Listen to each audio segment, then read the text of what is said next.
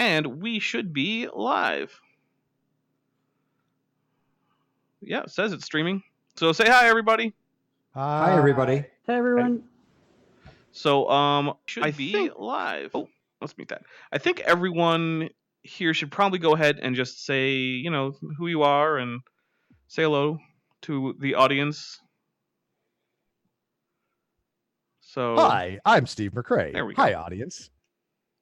Oh, who am I? That's who I am. Yeah, you're Steve. That's Steve. That's it. Yeah. That's all you're going to get out of me tonight, Steve. All right. Well, I'll go from left to right then. So we'll go next with Duke. Hello, my name is Duke. I'm one of Dapper's friends. I have to try to remember which name you go by on here. It's Wait, yes, now this might get interesting. How many? No, so sometimes I go by Tim. I have an older screen name that's Al. So, I usually call him Al. Yeah. And I always say, Al, why haven't I leaped yet? Right. Never answers. I don't think he gets the joke. Well, no, every once in a while I answer. Do you? Yeah. Can you tell me the complex situation that we're in that I have to save some retarded person from? No, I usually just make up something that you would find unpleasant. Like, oh, you didn't get your husband to, make up with your marriage. You better go kiss him. All right. I feel like you probably wouldn't like that, so.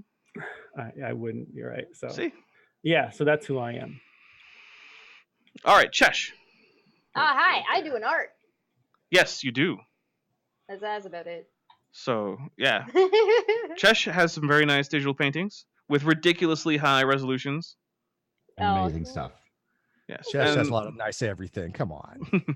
Aww. And then there's nice Landon. For tonight, I think. I might do that. I might be nice to Chesh tonight. Yeah. Wow. So exciting. For a celebration for your 2 raised to the, was it not 2.97 or something? It's 2 to the 9.77th power subscribers. Yes. So, yes. Good morning, good afternoon, and good evening, depending upon your time zone and latitude, from your friendly secular astronomer. And I am here for the hour, because at the end of the hour, my father died yesterday.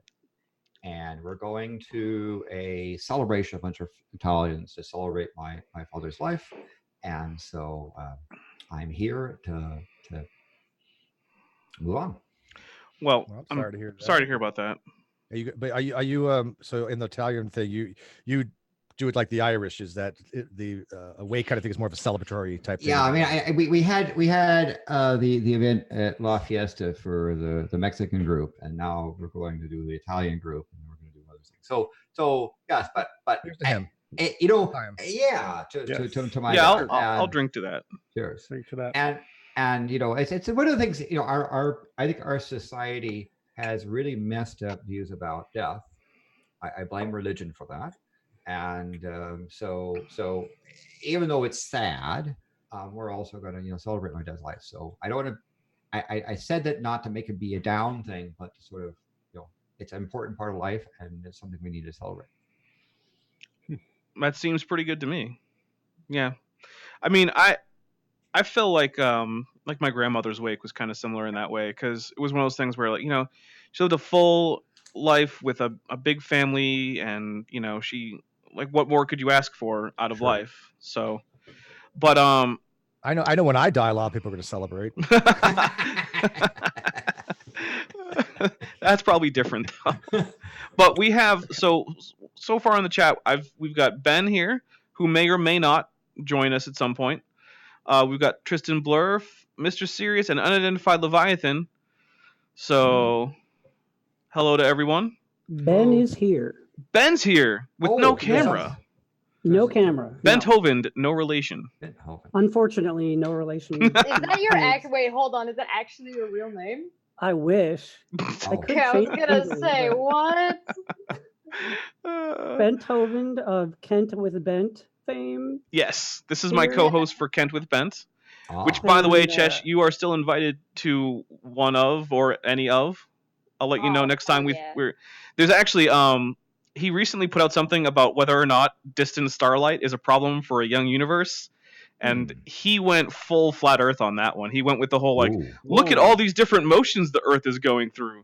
It's going this speed around the sun, and it's rotating this speed, and it's going this speed around the galaxy, and the galaxy's going this speed through the universe. Ah! Yeah, things are in motion. So what? Yeah, well, apparently that means parallax measurements can't be made for nearby stars. We're getting Because sassy of- Landon today. Because of reasons? I love sassy Landon.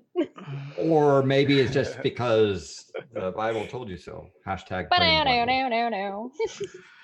So, I think while we have Landon here, we could talk about this alleged reduction in the age of the universe by a couple billion years. Okay. Well, good night, everybody. No. So first of all, the universe didn't reduce its age, right? The universe is the age the universe is. So it really is a matter of somebody making measurements and saying, how do we reconcile this measurement with these other measurements? And the age of the universe has prominent evidence. By age of the universe, we typically talk about how far back in time was the event known as the Big Bang. And there's pretty good evidence that it was the Big Bang, and we'll see stuff from BICEP 2, confirmed BICEP 3 later on, of essentially about 13.78 billion years, plus or minus about 120 million years, is the common thing that comes forward. Then you have other measurements where you say, well, it might be a couple billion years earlier. And the people aren't saying all the stuff is wrong and we're right. They're saying, here's measurements where this data comes in, explain. And so people are trying to do that. There is a sort of this cosmic uncertainty. In fact, you look at the science news, so it's cosmic uncertainty thing, right? And it's measurements, of how fast the universe is expanding don't they're having trouble reconciling various expansion rates. Not that they're doubting whether it's expanding or not, but that there are different ways of measuring it, and they're getting different values, slightly different values. And it would be nice if they got the same value. So we were trying to figure out what that means.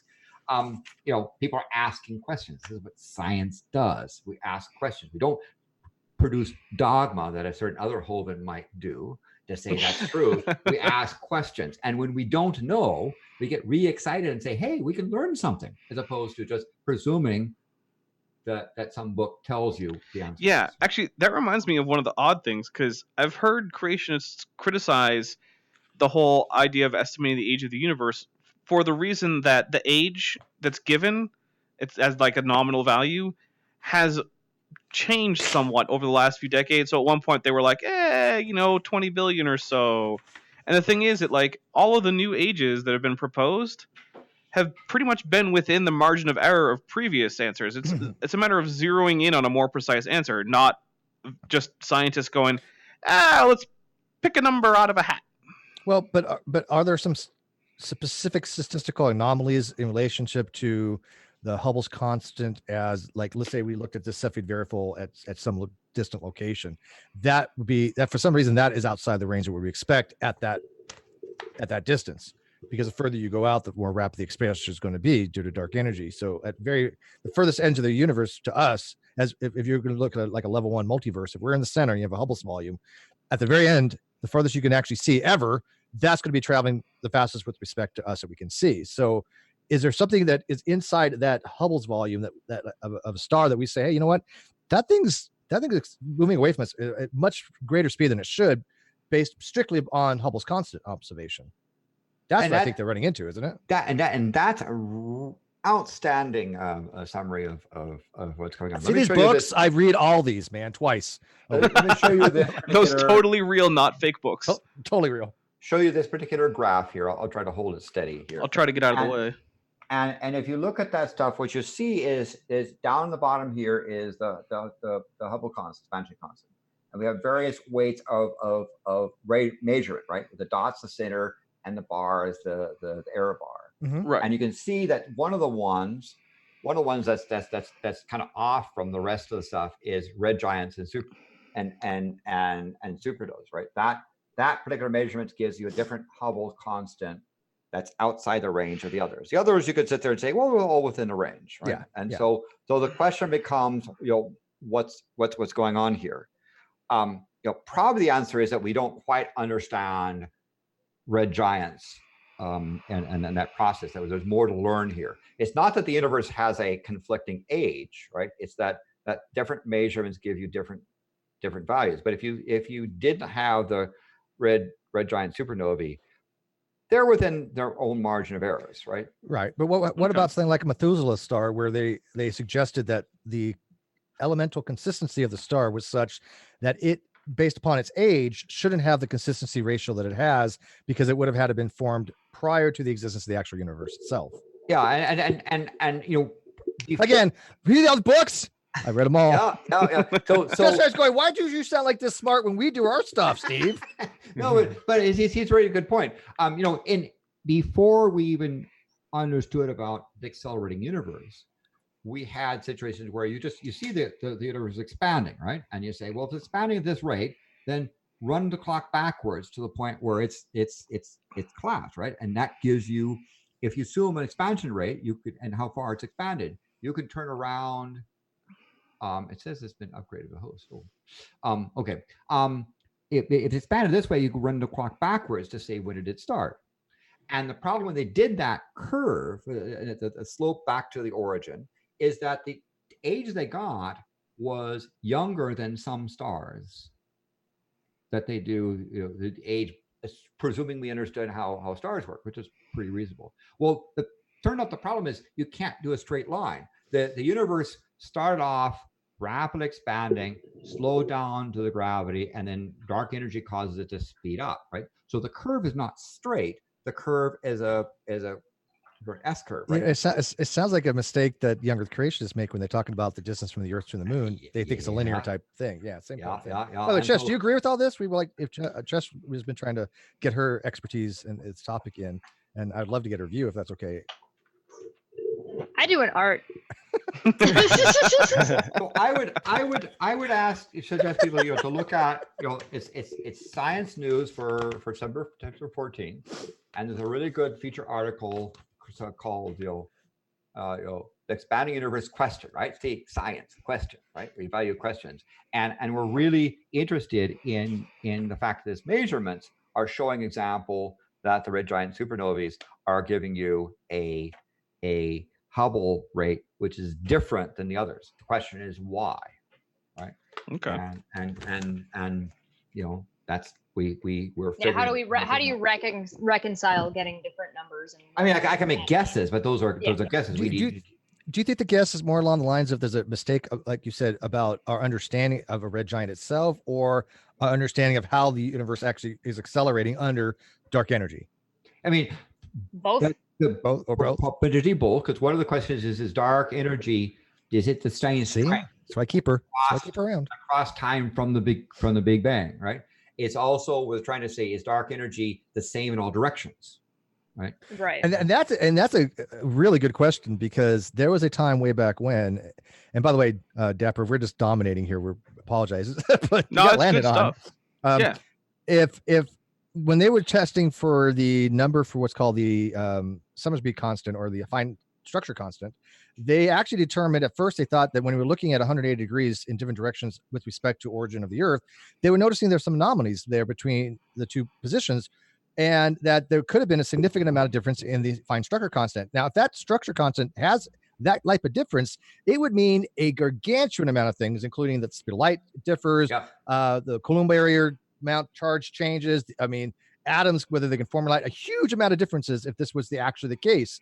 Now, I don't think they've ever resolved that fully. I think they've had some statistical variance on it, and it's probably measurement error. But it is fascinating to think that maybe with Hubble's constant, it isn't this homogeneous constant across the universe. There are anisotropies where you have places where it might not be the same. That is a fascinating possibility. And so that speaks to what might be going there. Again, see these books with.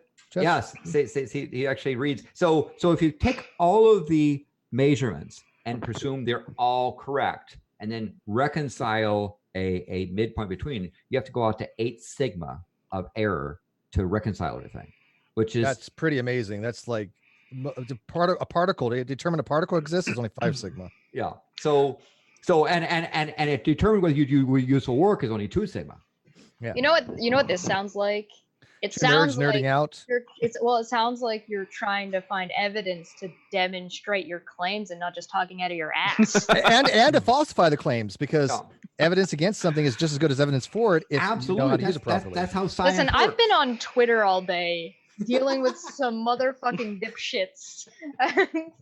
So So- it's just nice to hear how things are supposed to work. I have a couple one question for me and one for Landon. So there's been some question that this is just some avatar that comes with Flipside Studio for Oculus Rift, and it was kind of vaguely dinosaur-y. I'm thinking about working on getting my actual avatar into the program because that's a possibility. So we're gonna. It looks more like a see. slee stack. I mean, No, I think it's more like what was that? Remember the show Dinosaurs with a little? yeah, not Not the the baby mama, or not the mama. Not the Yeah. mama. So we also have a question for Yeah, Landon. by the way, do you know how that ended? You should know. Oh, Yes, with I the do know how asteroid? that ended. Yeah, it's depressing. And they froze to death. They all died. Well, I mean, it was a show about dinosaurs, so you know. Spoiler alert. Okay, anyway, But go ahead. yes, I have a question for Landon. And this is actually something that was asked last time Landon was on. But it was right as we were going to be getting ready to go off air, so I promised I would ask it to you next time I had you on, and I was just reminded. And the question is, how does a star form? So could you give a bit of an overview of stellar formation? Oh my god. Can I also ask a question real quick? Oh, yeah. Are you gonna put feathers on your dinosaur? So no, because that is a Ceratosaurus, and we have extensive skin impressions from Ceratosaurus, which show no evidence of feathers. Yeah, get your shit together, Chesh. I just want his avatar to look like a bald ostrich. But if Kent Ham doesn't have a good definition for a dinosaur, how can you exist? Well, to be fair, I don't know anything about what Ken Ham knows about dinosaurs, but it was Kent Hovind who couldn't define a dinosaur. He's Dr. Dino, but doesn't really know. I don't know if you attributes, caught so. that. Landon just actually mixed Kent Ham. He Yeah. said Kent Ham. Kent So- Ham. A mixed metaphor only with younger creationists. But anyways, tell us, Landon. Explain to us peons how a star forms. I mean, so the general model, if it's reasonably correct, is that you get a gas cloud that undergoes collapse. Right now, we can talk about why a gas cloud might collapse, but when it undergoes collapse, you'll get a higher density. Right, stuff is coming together. That density block will have its gravitational pull will cause more stuff to start to rush into that point. So the gas cloud with a lump, that lump begins to attract more material, and you get an accelerating thing of things, packing in. And particularly with hydrogen, you get to the point where the pressure builds up to the point where combination of quantum mechanics and temperature and density will begin to cause fusion. Right? Wait, hydrogen will temperature begin and to fuse. density, or density and buoyancy? Uppity and Stereodropity. Yeah, droppity.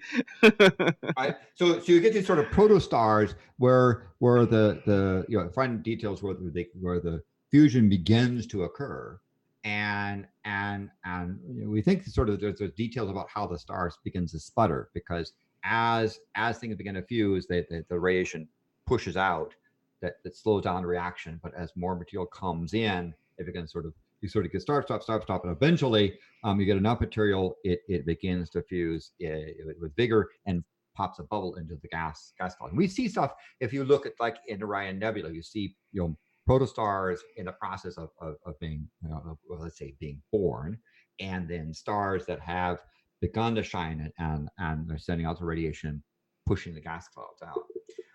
Now there are nuances to this, and back to the question about, well, why is this red giant stuff different? Massive stars have a very unusual properties, very unusual characteristics, and we don't understand massive stars as well as we do stars more in normal mass, like the one. Well, I mean, for one thing, they're harder to find. They die too fast. Yes, They don't stick around, and they have very weird properties. So it's not unexpected that the Hubble constant you get with massive stars, which go supernovae, is off, because we may not fully appreciate some of the processes go on with these massive stars when they have their short life, flare up and go bang in some of the biggest ways in the universe. Right. Let's throw this out there real quick. You're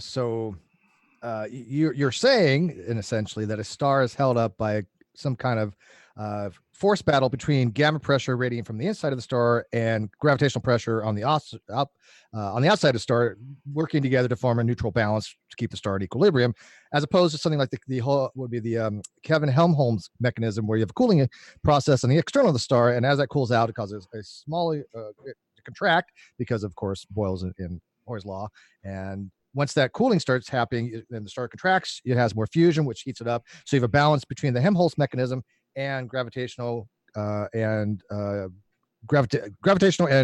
gamma pressure overall net effect to have it a stable star. Is that something along those lines? Yeah, and I think just want to make sure. I tend to favor the accretion model.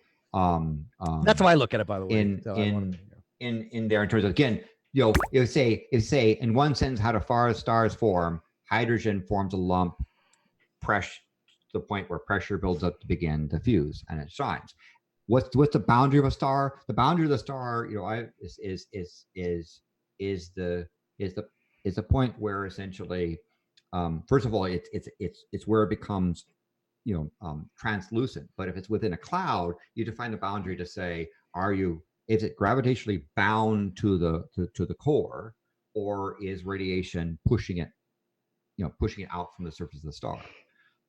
If it's being pushed out to the star, it's not part of the star; it's ejected from the star. But again, there are fine details that are being discovered about stars, like low mass stars, very low mass stars, have a very different, have different life cycle. And those are quite important because you're looking for planets around them.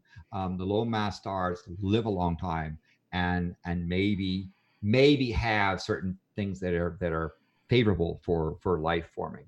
They also have some unfavorable stuff. So the studying of how stars work is something that is a very, stellar astronomy is a very important part of astronomy. Fortunately, we have lots of stars to look at in various states.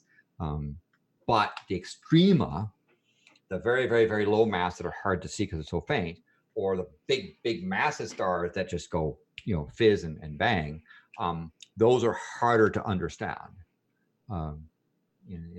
as well as we do with stuff like our normal star. Is that Yeah, because the stars that usually fuel faster tend to burn hotter and quicker. Right. Yes. And I'm not sure if that's that question was from Unidentified Leviathan. I'm not sure if that answers his question sufficiently.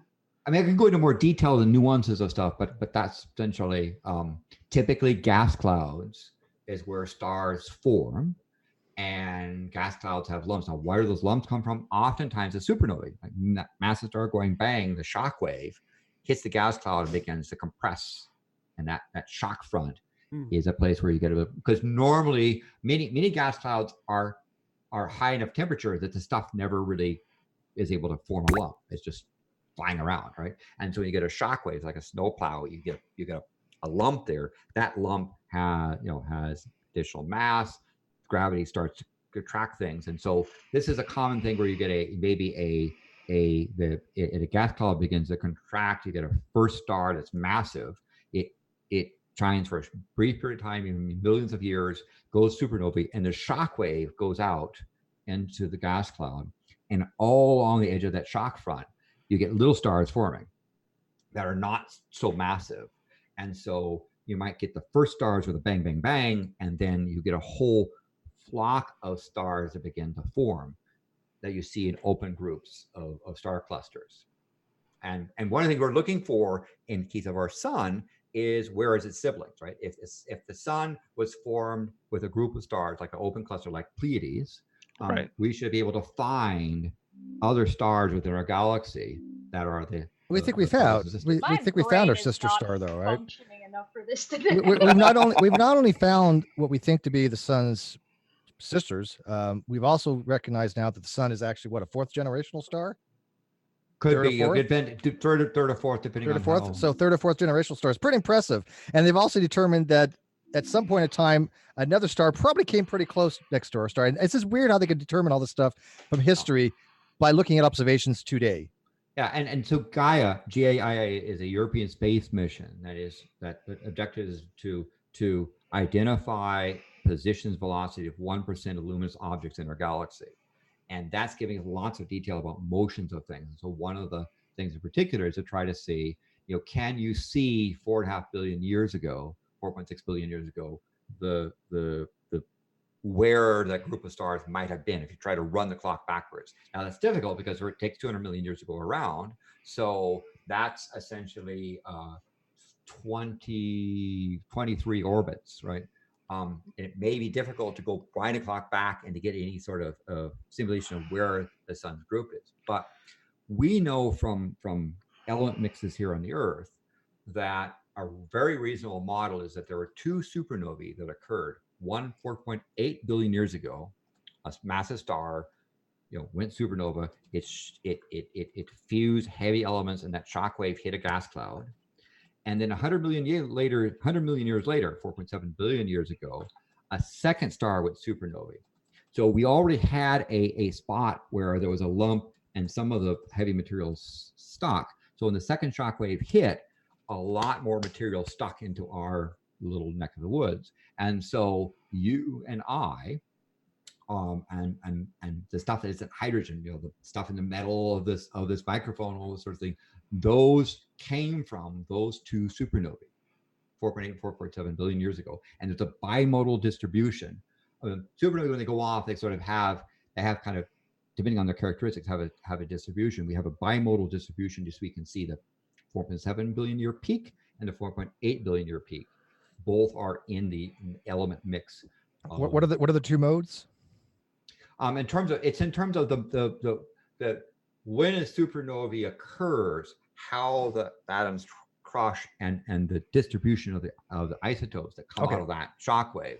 Okay, so pressure related to basically your element number. Yeah, and pressure is that's a simple thing. Okay. There is some really exotic stuff that happens in supernovae, and exotic physics that are quite difficult to understand. I'm gonna need to do fan art of Landon as Wan Shi Tong from Avatar. But I do want to acknowledge. So God's auditor in chat said, "Damn it, I can't super chat. Wanted to buy Dapper a beer. I appreciate that. And when I get to 1,000, I will definitely activate super chat so you can buy me lots of beer. If you want to make that happen faster, just share my stuff around. Share it." He beat Johnny Walker Black. He likes or create like a couple hundred alt accounts and just subscribe all of them to me. That'll work too. Send them my way when you're done. I think God just wants to get everybody drunk. He sent me whiskey. He sends you beer, or once you get beer. Yeah. I think he just wants everybody to be drunk. I can appreciate that. Hey, you know what?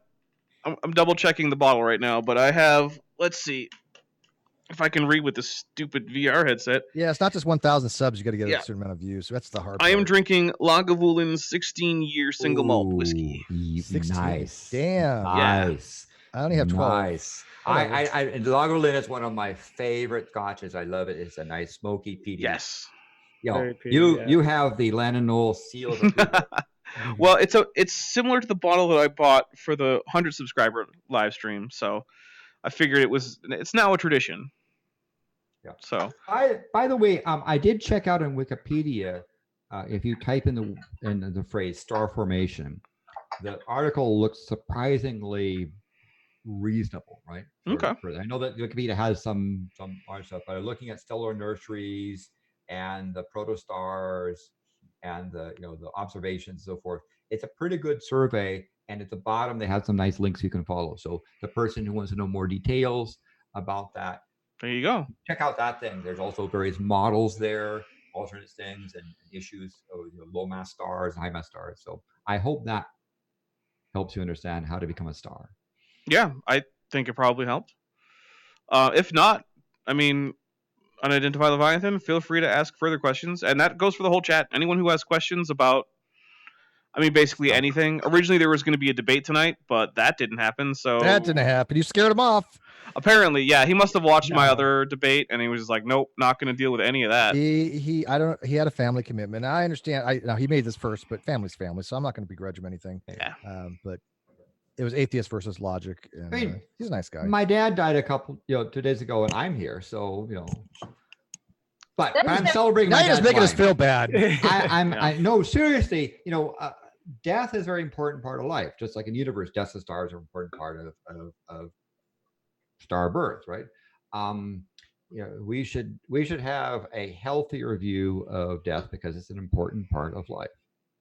I agree. Now I'm sad, and there's times I'm going off and crying, and if I seem a little bit out of it, like that Kent Kin. Oh yeah. Oh yeah, that seriously made me question, your presence in the conversation. Dapper, can we give like 2 seconds of respect to Psystrike as well? Oh, definitely. Actually, I was planning on mentioning that because that was a pretty big loss for the community. Psystrike recently passed away due to a car crash. Oh. And that was I think it was 2 days ago, depending on where you are. Oh. And so that was that was a pretty big hit for the community. Psystrike. He was a really nice guy. Yeah. I mean, there's no negative words you could ever say about him. Him too. Let's have. I'll drink to Psystrike if I can find my glass. Yeah, it seems like good people die often. I mean, we had Jade West, we had Heretic Woman, who was a lovely woman. We had now Psystrike, and yet assholes live forever. It's like, I don't get it. Oh, Mr. Sirius said he had a heart attack while I was driving. That's. Oh. Yeah, the details are still a little bit vague about what actually happened. There was a car accident. That is what had happened. But other than that, we don't actually know too much yet. Well, and it's also not my business what the details are. Yeah, their family has asked to have some privacy, and so what they ever want to release, they want to release. Nobody should be really questioning or anything about it. Let them do, have their thing, and then when they give it more information, that's fine. And they don't have to give more information. They don't have to know, of course not. So I have a little bit of nice little report up there. I'm going to bring out and toast to him and to my dad. So a moment. Oh yeah, absolutely. Mazel tov. I'm not sure that's the right one. I don't even have Mazel tov. Yeah, I think that's more of a congratulations. Well, he's drinking. Congratulations, you're going to have a drink. Well, he's also talking about the positive things of death. True. And I'm a bad Jew. Oh. Very bad Jew. Okay. But anyways, this doesn't even have any alcohol. It's just pure caffeine. And it's leaded as hell. I really made some strong coffee today. I think Mazel Tov is fine if you're planning on celebrating life. Yeah, Mazel Tov. So don't be a schmuck. Oh. Yes. Okay. Goyim. Are you a Goyim? I bet you're a Goyim, aren't you? Winery, Pleasanton. Nice. It was really nice. And look at that, 19.5%. Wow. Wine, wow. 19.5%. I do have to point out like one grammatical issue, Steve. Goyim is plural. Goy is singular. Goy, okay. Get it right. That's true. You would be part of the Goyim, a member of the Goyim. There you go. Yes. Don't do it. You ever heard of a shitska for the Goyim? Or no, what is it? Shannon for the Goyim, which is a expression of don't air your dirty laundry in front of the Gentile. So keep it in house. Keep the Jewish stuff in house. Don't make us look bad. No. Shannon for the Goyim. So you see, 19.5% wine is like really way out there. And when I add this thing, I said, really? And they said, no, this is not a fortified wine. They managed to get this thing rocket up to 19.45. Because normally that, if you got into the 17s, you start. That's a nice glass. That's a nice glass too. Yeah, is that fortified? No, this is not fortified. They managed to get it to that high. Nice. And so I'd like to, if you go to my dad's website, www.paulnoll.com, PAULNOLL.com, right? Memorial thing there. And you click on the site, you can find all kinds of embarrassing things. Because one of the traits the parents have is to pick pictures of their kids butt naked and at age 1, that sort of thing. So you can find all kinds of embarrassing pictures about me and so forth there. Oh, and Chesh just posted links the link in the chat. So everyone, go ahead. Was he in a yeah? Now, do you really have clicking Right a link there. to go see landed naked. What the hell's wrong with me? So I'm never gonna live this down. I like to toast to my dad, Pono. Thank you, sir.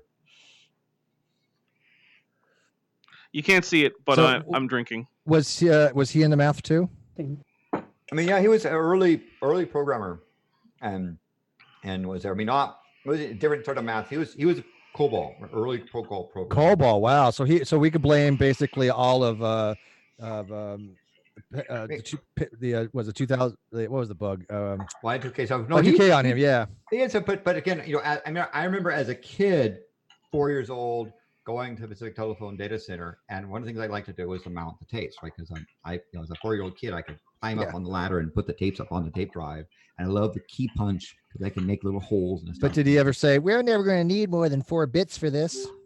Okay. No, but it was a fun thing. So you could see he was a Korean War veteran, and he was a member of the 581st Signal Corps Relay. So he was a SIG guy. Was very clever with radios. Well, what do you think he would have said about flat Earth? in his words, I'm curious. I think he would have said, well, to each their own, sort of thing. But, really? Well, okay. He would have just been like, no. But remember the person, because the story is the first complete sentence I spoke as a child was, "How far is the sun?" Well, who did I say that to? It was my father on the farm, watching the sunset over the East Bay, the peninsula, the San Mateo Peninsula, right? And as my father brought out the book, Questions Children Ask, right over there, and explained to me, 93 million miles and so forth. And I thought that was kind of strange. It was that big, right? Because I around 22 months had kind of a flat Earth type thing. Now, I would have said, no, the Earth isn't flat, it's lumpy, because I could see lumps, right? To me, I knew flat was planar, and there was mountains and so forth. But my worldview at that time was, I thought it was to the horizon, right? And so what I do as a science, I asked a question, and I got an answer that I found confusing. So I said, why is it that big? How do they know? And it wasn't until age 9 that I learned about Newton and Halley and the transit of Venus and and then, move forward to 2004, our Chetri Observatory in the balcony where they imprisoned Galileo, doing the observations. My mother friend was in Madagascar and did the measurements and all this good stuff. So, my dad put up with questions, right? That was my first question. And I probably I was just a blizzard of questions of why this and why that and what's this and so forth. So, if you want to say unidentified Leviathan, we did go over star formation. It's possible that you were gone for that. If so, just rewatch this. Sorry, I just don't want to have a repeat of that because it was a reasonably in-depth explanation. So if you were absent for that, I'm sorry. I must have missed that you had left. And apologize as well. If you also go to Wikipedia and you put in star formation, the article there is reasonably correct. So I'm pretty sure the first thing I said was actually, I was at my babysitters. They live next door to me, and I think the first thing I said was, "Are those real?" So my dad, put lots of. I still talk to my babysitters, by the way. They're still on my Facebook, believe it or not. You want to know about me? Go talk to my babysitters. They've known me literally since I was 6 or even younger. No, 3. Yeah, no, they've known me since I was born. Now that I think about it, I think, yeah, pretty much. So we also had a question about therapsids and synapsids, but I don't really know what the question is. Therapsids are a subgroup of synapsids, and mammals are therapsids. I don't. Okay. And then Bob Knob he says, took one shot and he's just fallen apart. There's also a question about so what do people think about the idea of China and Russia teaming up for a moon landing? I have not heard about this, so more power to them if they can do that. Better as long as they don't end up like Israel. Well, especially if it's a India. manned moon landing, right? Or was it Israel or India that had the crash moon landing? So both. Yeah, both. Okay, that's right. Although which one had the tardigrades? I believe that was Israel. Okay. Although it wasn't like an Israeli Moon government, base? it was an Israeli private So, company. but do you realize that they've actually contaminated the moon with life that wasn't indigenous to it? Now, obviously, I don't Yep. think it's going to survive that long, but if it did, it's not going to. Hey, the astronauts left behind poo. Yeah, and there's also been, I think, streptococcus bacteria Yeah. and other things up there as well. But My guess is that given the harsh radiation and lack of resources, that's going to be a short-term contamination. Yeah, I don't It's think not going to be an issue for the tardigrades. Yeah. no, they don't give a shit. You Well, know- actually, not true. Tardigrades are susceptible to UV radiation. That's one thing It's that they are true. susceptible to. So yeah. they have been exposed to full solar So radiation then in a they're vacuum toast. Yeah. for about 10 minutes or so and have survived, but there was an over 90% die-off. So it's not like they were just fine. Yeah, So now UV we're going to get super tardigrades. Thank you. The ones that live, they're going to come back and fuck with us, man. There you go. Yeah. And by the way, yes, you guys have noticed the people in the live chat, like, where's Steve's glasses? Well, you notice, I mean, I missed the differential. You know, he had one where the index refraction was 1. He had one lens, and the other lens had an index refraction of about 1 point. Don't hate because I look great. So I'm gotta work on my 95% sure that his vision is better. So I had a clarification about the synapsids, therapsid question, but I think what we'll do is we'll get more into the paleo stuff after Landon's out of here, because I don't want to spend a whole lot of time on paleo stuff, because I feel like while Landon is here, we should do a lot more space type stuff and physics type stuff, because I mean, once we get into paleo stuff, it'll mostly be me. So I'll wait until I don't have such wonderful guests. Yeah, and I was also going to say about mentioned about my dad. You know, I want to put a shout out for those Korean War veterans. You know, those are veterans that served this country honorably, and unfortunately, they're kind of in that forgotten thing. Yeah, it's called the Forgotten War, even by a lot of historians. My dad was actually in the Korean War. He used to be stationed in Guam, guarding atomic bombs. Believe it or not, he had top secret security clearance. Wow. That's what he did. Mm-hmm. God's auditor is asking Landon, just as a test, what is the signal denigration rate from ground to satellite? Depends on how far the satellite is and depending on the frequency. Is he asking about dB per frequency? Is that what he's asking? No, I just read the question.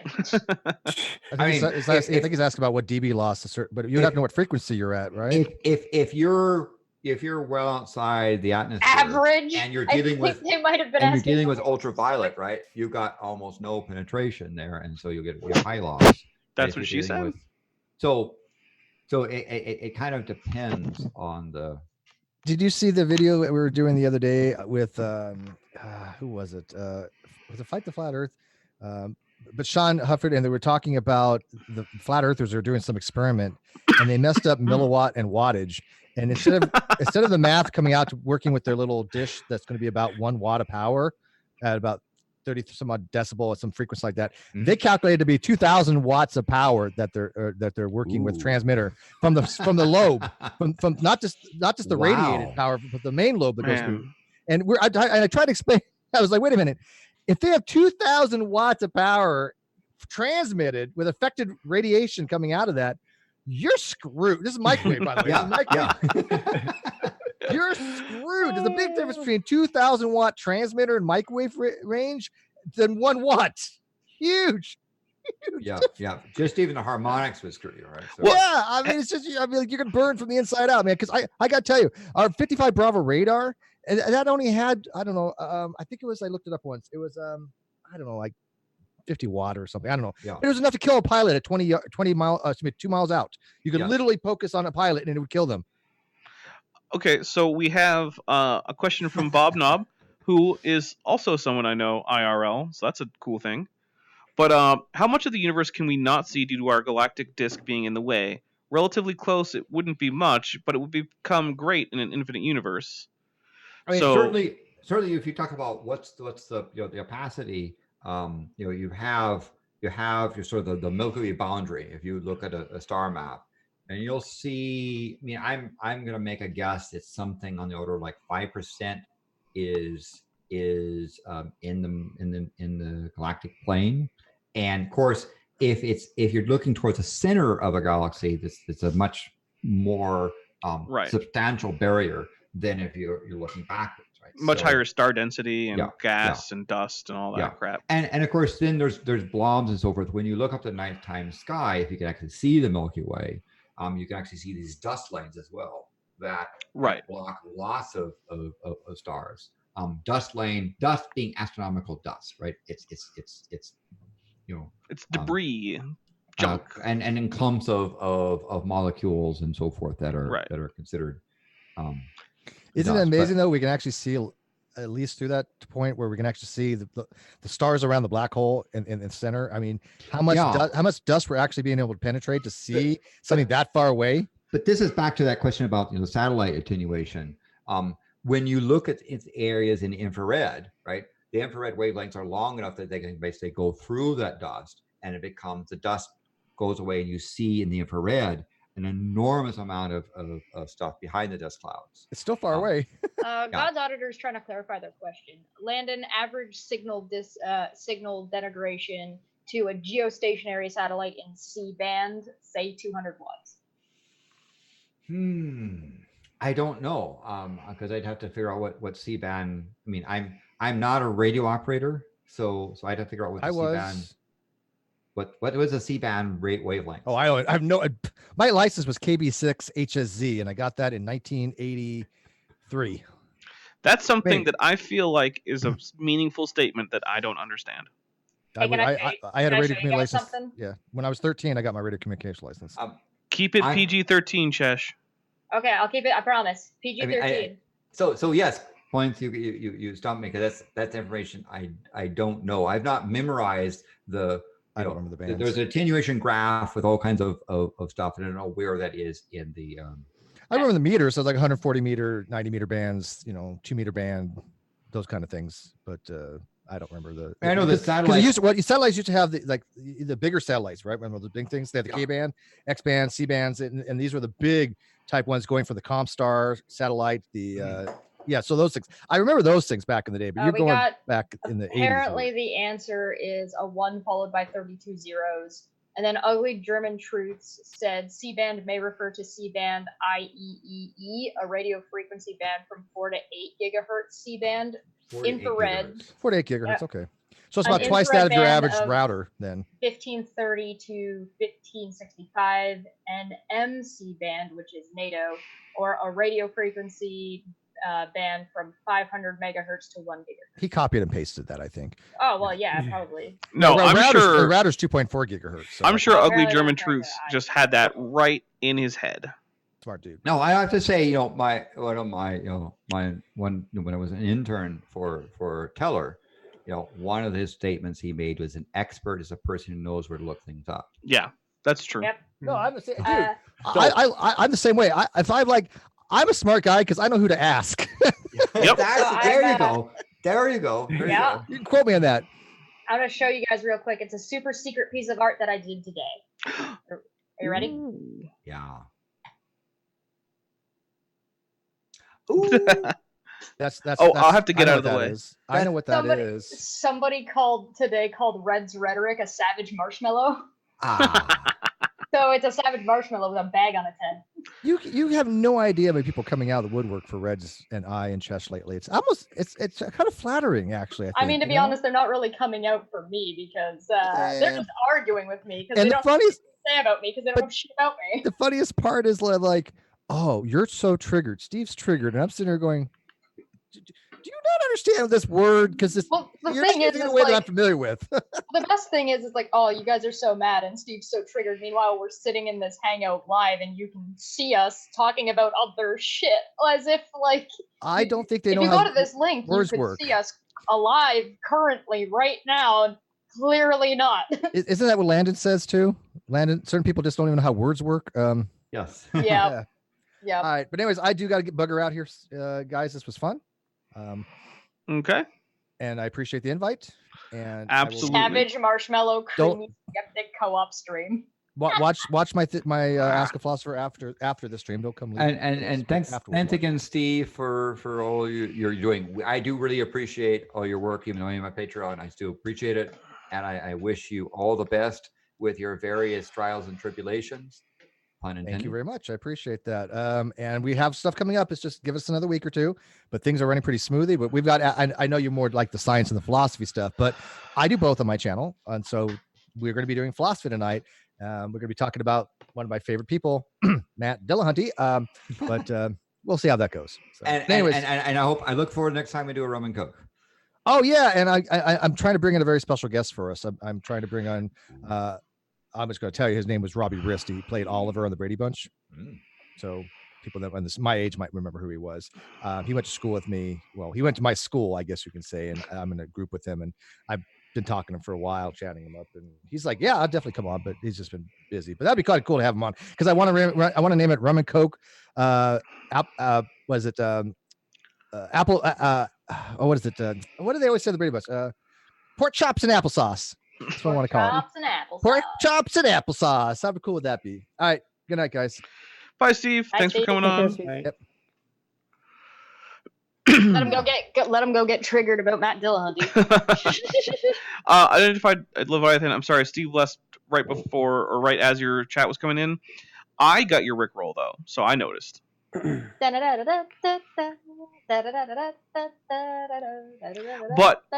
has everyone heard the version that's been translated into Klingon? Yes. Oh my god. Multiple times. Oh dear. It's not too bad. Pretty good for Klingon. Yeah. Yeah. Someone should put that in the chat. Any song. What's it called? The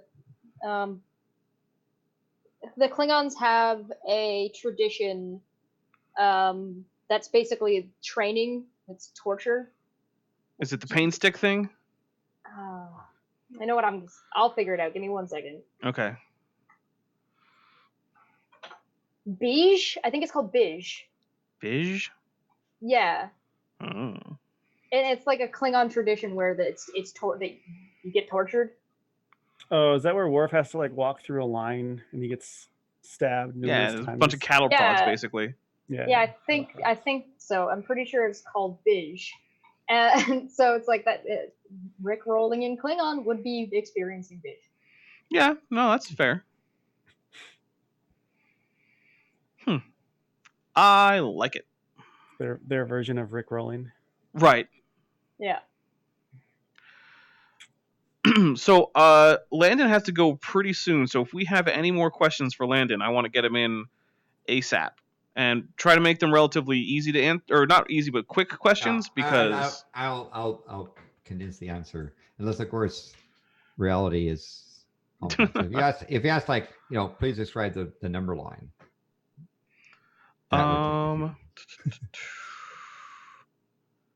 Yeah, I'm not seeing. Let's see. Honest days.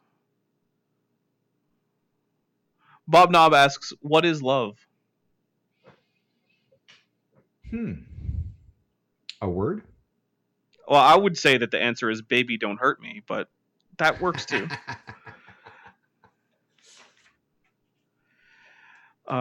Dapper looks like Jim from The Office, but dinosaur form. Funny face at the camera. And by the way, folks, like, subscribe, tweet, share. Absolutely. Somebody's asking if Landon thinks that Pluto should be a planet. Pluto is a planet, right? See, it's the first dwarf planet. Oh. Dwarf is a modifier of planet, right? Dwarf is a type of planet. And Pluto is one of the many planets we have in our solar system. Every time someone puts something center screen for Zoom, I have to duck out of the way in VR. There you go. Pluto is a planet, just a small planet. And with it, dwarf planets, there's nothing wrong with being a dwarf. I mean, dwarf stars are stars, and dwarf galaxies are galaxies, and dwarf people are people, right? So the Lesser Magellanic Cloud is still a galaxy? Yeah. Fair enough. Yeah. When it was first discovered, we didn't understand those fuzzy things were galaxies. We just thought they were They were nebulae. To be able to see individual stars. But yeah, and in fact, more. If you look at our local group, we have 3 sort of heavyweight galaxies and about 115 dwarf galaxies around the area. So dwarf galaxies are more numerous. Makes sense. There you go. Would a microscopic black hole still be able to destroy the Earth? I guess it depends on where it is. It depends on I guess the size. So microscopic black hole. Can you give me an idea about size? Microscopic. You need a microscope to see it, I guess. I'm what thinking about if it's the size the of Hawking radiation release of that would be size of a human red blood cell? I feel like it wouldn't be stable enough to last long enough to cause enough trouble. That's part of because the evaporate. Yeah, so with Hawking radiation, it reduces the mass of the black hole, but how fast that mass goes away is inversely proportional to the mass of the black hole. Exactly. So, also, is there any undisputable proof or evidence for a black hole? I would say the recent picture is pretty much. I mean, what else you want? You got a picture of it. One other impressive thing is that we can see stars by radio telescopes orbiting Sagittarius A star. That's a massive black hole at the center of our galaxy. And we can see stars that are moving. We can, in fact, the ones that do the closest approach of the orbit can determine the size, because we know the black hole, the object can't be bigger because a star would run into it, right? So it's a star's closest approach tells you a maximum radius, and then given the Newtonian, the Newtonian and then relativistic adjusted mass thing, you say, hey, we've got it's around 21 million solar masses in a very compact spot. So if you take the maximum size the black hole is by the closest approach of a star, and the mass, the density is black hole formation. Okay. Right. There's a few things. There are other things too, but that's an example of. So we have how small could a black hole be, and as far as I know, in principle, the only real quality needed to be a black hole is sufficient density. So there's no particular mass requirement. If you have any arbitrarily small enough mass in a small enough area, it's a black hole. Yeah. Other thing to understand is that black holes aren't these magic vacuum cleaners, right? If you have a one stellar mass black hole replaced with the sun, the Earth would still orbit around, right? The same spot, right? We wouldn't just all suck in. So if you talk about a microscopic black hole, its mass is so minuscule that its ability to even pull stuff in is pretty weak, let alone the radiation that goes poof, right? So black holes aren't magic stuff. They aren't magic, vacuum cleaners in that sense. I'm trying to see. Let's see. Could we have a recording of a black hole in action? I would say that any images of a quasar would count as a black hole in action. Yes, because the jets give you, from radio, even you can take the radio frequencies and shift up and listen to the static of let's say a black hole jets. Did they create black holes in the Hadron Collider? I don't believe not so. yet. They've been trying, and there's proposals for advanced accelerators to try and explore to create these things. These type of black holes we're talking about are at atomic scale, and they're gonna decay so fast that light couldn't even reach them. Vesta, we did discuss the recent study that suggests the universe might be 2 billion years younger than previously thought earlier on in the stream. I don't want to rehash it, but the basic thing is it's one of those things where, because this result differs significantly from previous data points, the more likely explanation is that the results were in error for some reason, but we have to wait for more studies. So it shows there's something we don't understand, and we have to figure out why, because it's unlikely that you have an 8 sigma agreement on stuff, or you have to go out 8 sigmas on the error bar to get common value. It's probably more likely that there's things we don't quite understand about giant stars, and that's probably one of the areas of the extremist stars that we have we're less certain about the details, right? We understand they're there, understand the overall stuff, but those fine details may be tripping us up on our measurements that we use for. All right, and I think I have one last question that I don't think will take too long. This is from Leite Lumo. Landon, why is Pluto the first dwarf planet and not Ceres? Well, this is kind of a joke because early on, and you're probably correct that the earliest, if you use a geophysical definition of dwarf planets, Ceres would be one of those. Mhm. But and so you say, well, the classical objects, if they're out, what's the discovery? And the first discovered object, which is now considered a dwarf planet, would be Ceres.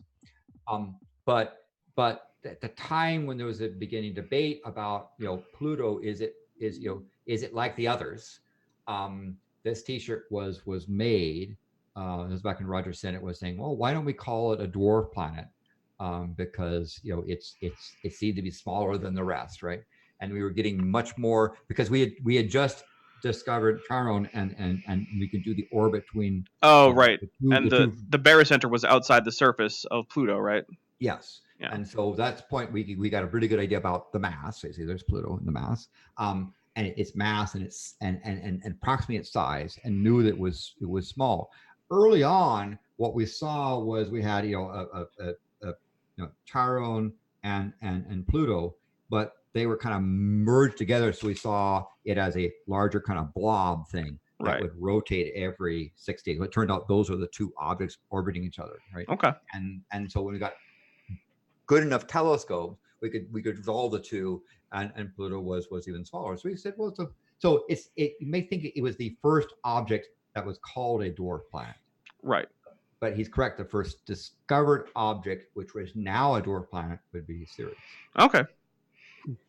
Well, that's awesome. And Landon, I don't want to keep you too long. I know you have a family gathering. Although I have to I have to say, if also there's another clarification, because I can hear Ellen Stirring yelling in the background. In the geophysical definition, objects that are round enough to form roughly spheroid shape by into what's called ecostatic equilibrium, a round blob, would be considered planets. So our moon would be considered a dwarf planet.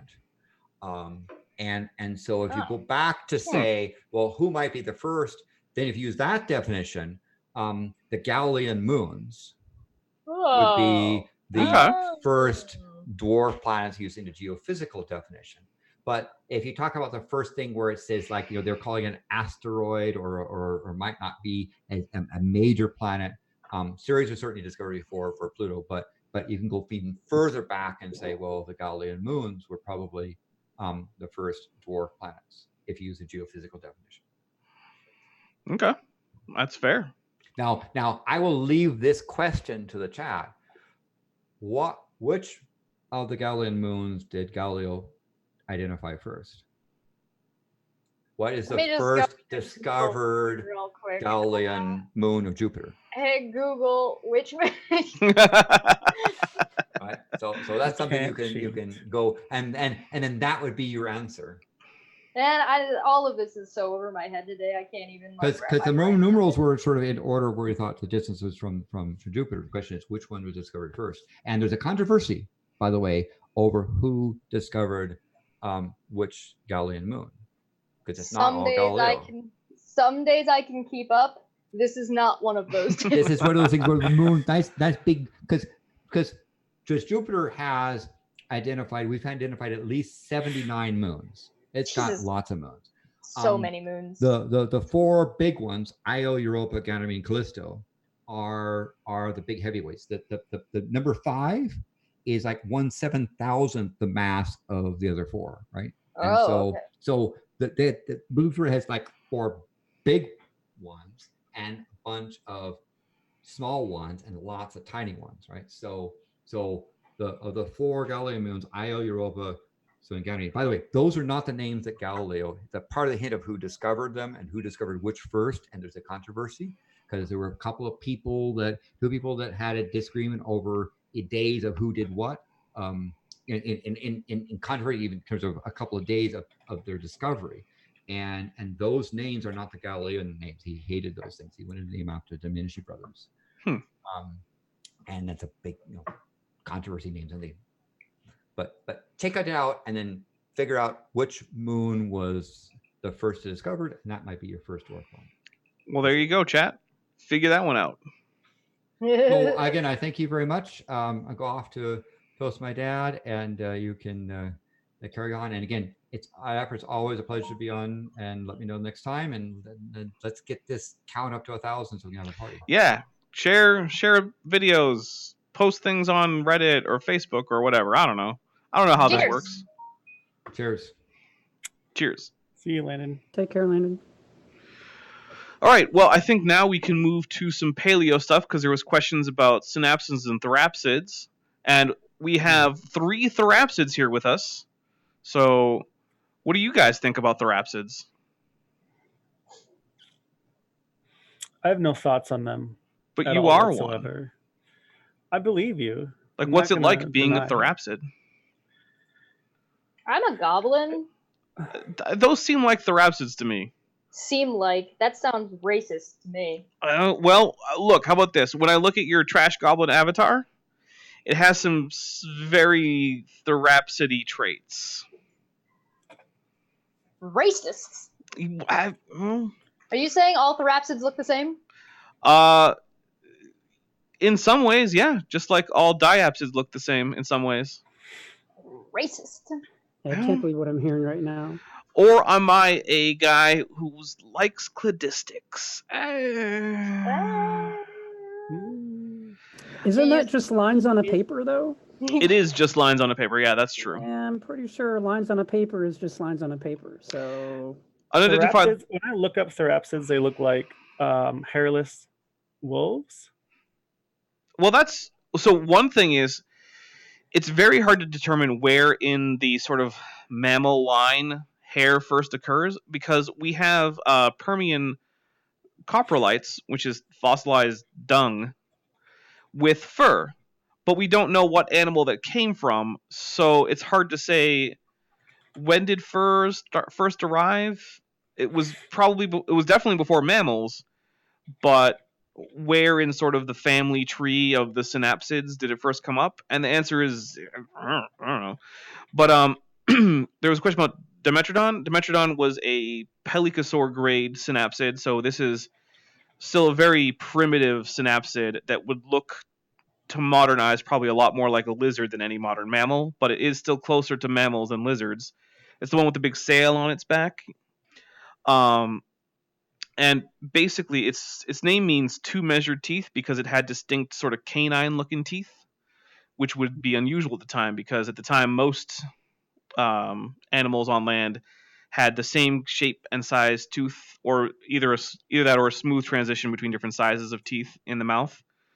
So this is kind of an early form of the mammal-style dentition, where you have, molars and canines and premolars and incisors and everything is so over my head today. I'm just here for moral support. Well, I appreciate it. I'm here too. I'm so useless right now. Well, okay. My brain, I got so much shit going on right now between like the side strike shit. Now found out about Landon, and then also like the stuff with the stupid colony obloquy video with the Steve apologetics bullshittery going on, plus my own personal stuff going on at home.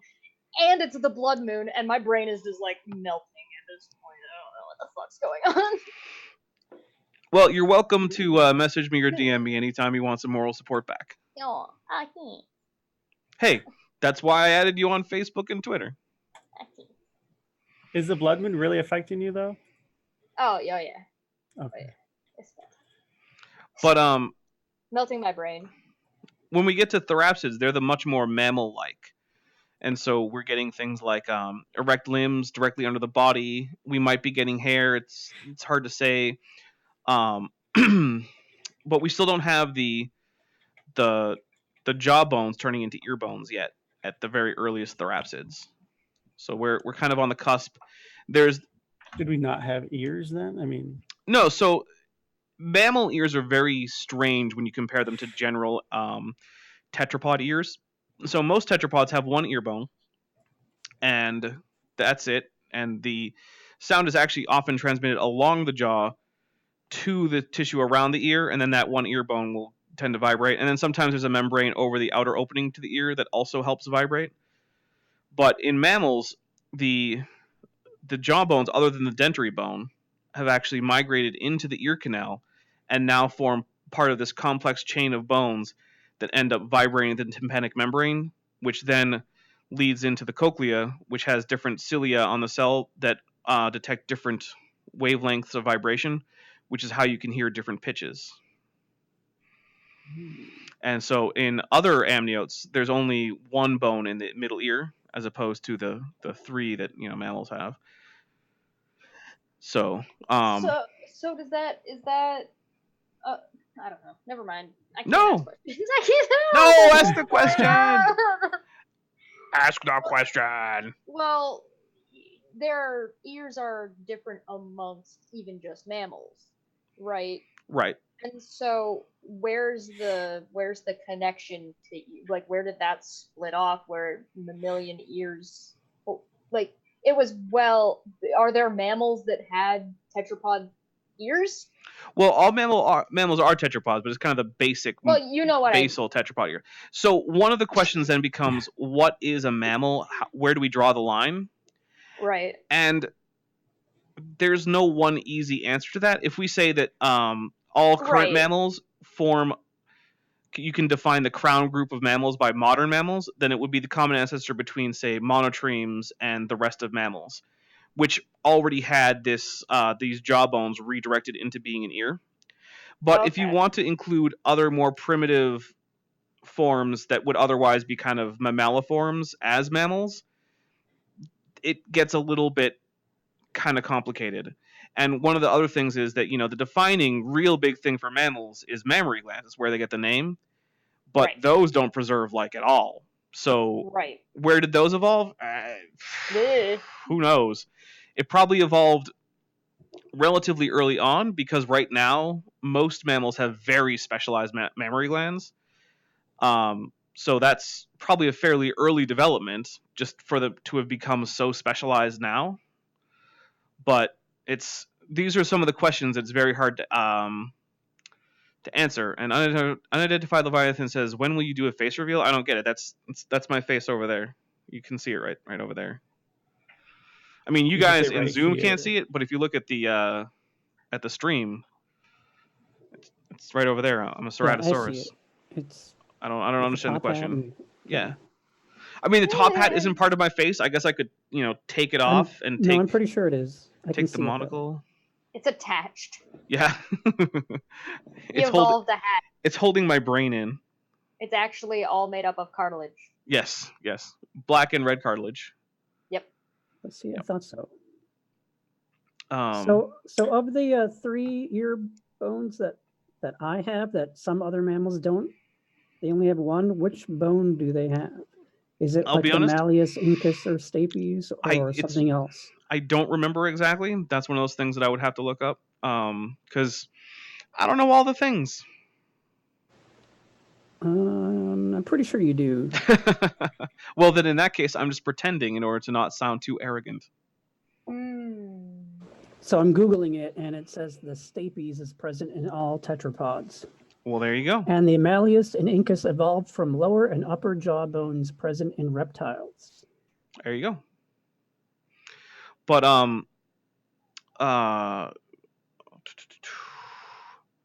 Unidentified Leviathan says, how do you reply to comments on a live stream? I mean, so if you mean comments like in the chat, I just respond. But if you mean comments that come in the comment section, I just go into them afterwards, and I try to respond to all of them if I can.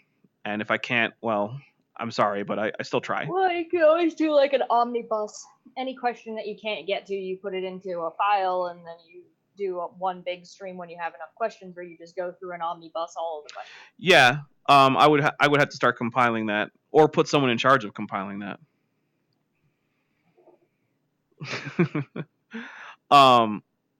Shame you don't know somebody who's like a secretary or something weird.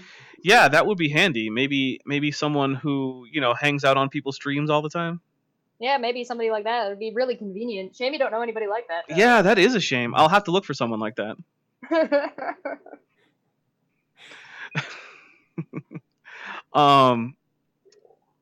So let's see. So one of the interesting things that you get with mammals is as you get closer and closer towards mammals, you see a growing division between thoracic and lumbar vertebrae. Because if you look at a mammal skeleton, you'll notice that lumbar vertebrae don't have ribs, but other tetrapods don't have this distinction. They just have ribs all the way down, and they just kind of shrink in size posteriorly. I know anatomy terms, I promise.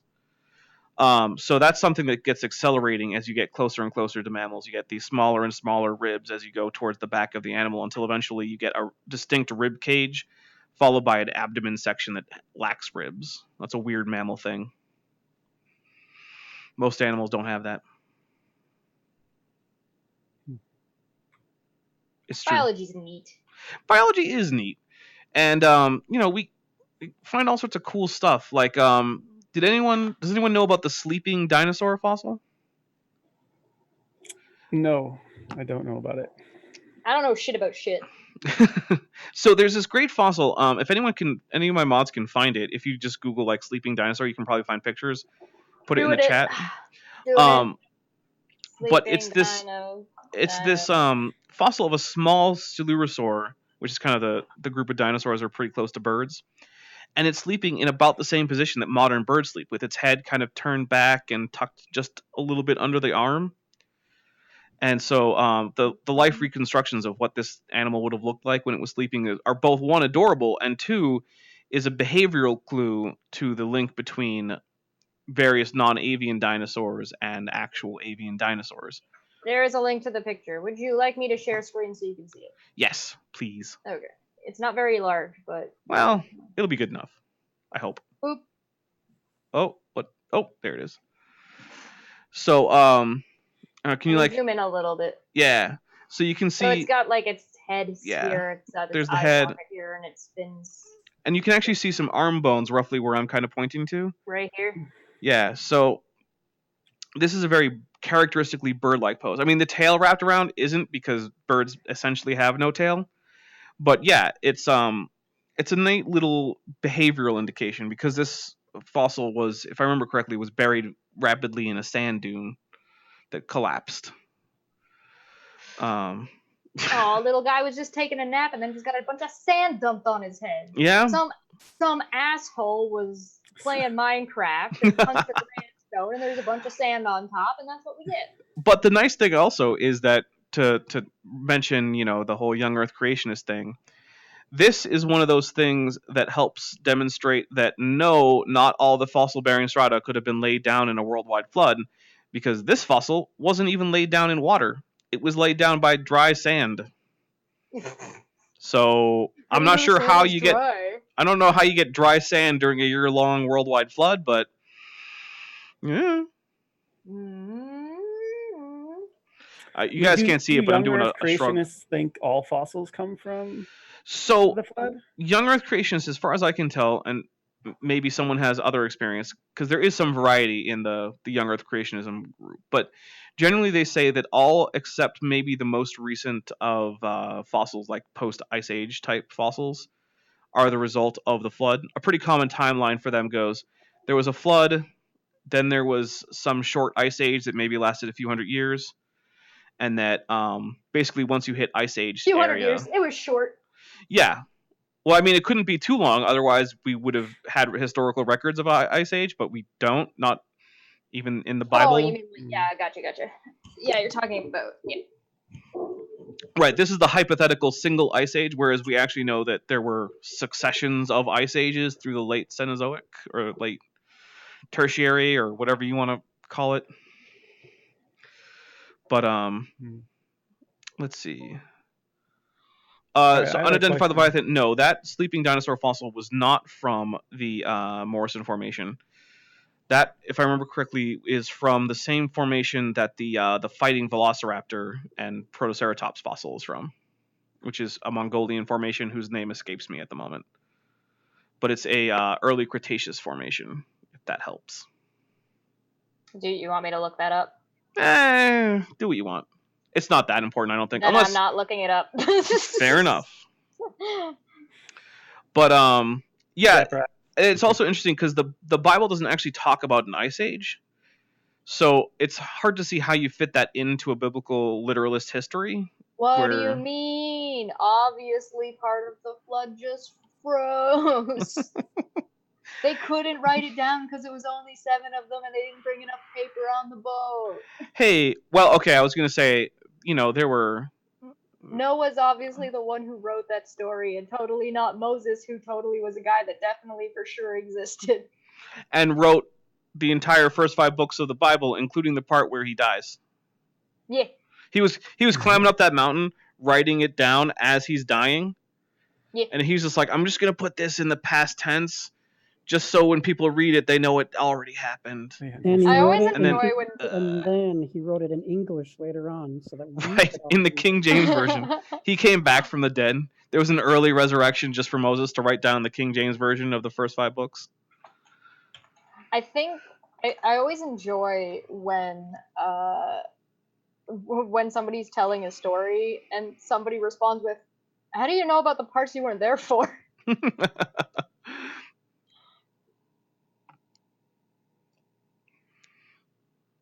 And Unidentified Leviathan had asked about moss chops, and I'm not sure exactly what you want to know about moss chops. I mean, it's a relatively early Pelycosaur grade synapsid from, if I remember correctly, the early Permian, and it was an herbivore. And someone also asked what some of the biggest synapsids or therapsids were, and the answer, of course, is the blue whale. That makes sense.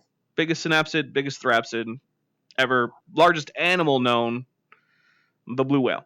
But if we want to restrict it to prehistoric Paleozoic type things, then you're going to want to look into some of the larger Dicynodonts, which were a dominant group of herbivores in the Permian. And then the weird thing is, after the Great Dying at the end Permian, over 90% of land animal fossils that we find in the very first Triassic fossil beds are Dicynodonts. That's all that was left, except for a few other little things. It was just Dicynodonts. You know what would be kind of fun and might be an interesting idea? Have you guys ever seen something called Crass Creatures or Zaboomafoo? I have seen I've heard of Zaboomafoo. I don't think I've seen a whole episode. So they used to do a segment that was essentially they play the little song, which is "Who could it be? This animal that I did see? Can you help me guess the mystery?" And so they would essentially give you information, and you had to try and figure out what animal it was. Okay, yeah, that could be fun. But also, Bob Knob asked a question about dinosaur pants. I'm gonna have to have you repeat that question because I think I missed it. And Dimetrodon versus Gorgonopsid. If it's a larger Gorgonopsid, I'm gonna give it to the Gorgonopsid. But if it's one of the smaller ones, then Dimetrodon would probably win. Real Nonsec, hey, how's it going, man? It's going pretty good here. You missed Steve and Landon Kurt Knoll, but we got some trash here, and we got some other guys, so you didn't miss everything. You missed the good stuff, though. Wow. Ugly German Truths. I have not watched it, but I've run into today into a quick. So whale equals largest animal alive. So I would have to see some pretty good evidence to suggest that there was a crocodile-like beast that was 50% bigger than a blue whale, outside of a Jurassic Park film.